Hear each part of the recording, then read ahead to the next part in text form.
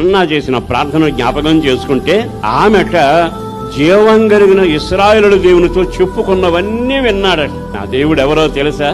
ప్రార్థన ఆలకించేవాడు. అన్నిటికంటే పండుగ చేసుకునేవాడంతా పండుగ చేసుకున్నారు. కన్యలతో ఉన్న ఆమె దేవుని ఆలయంలో అడుగుపెట్టింది. మీకు క్షేమం కలిగి చేసే స్థలం ఉందంటే దేవుని సన్నిధి. ఏ సమస్య ఉన్నా తిన్నగా దేవుని మందిరంలో అడుగు పెట్టండి, దేవుని సన్నిధిలో మోకరించండి, ఆయన వైపు చేతులు ఎత్తండి. నా దేవుడు న్యాయవంతుడు, ఎవ్వరు మొర్రబెట్టిన ఆలకించగలిగిన వాడు.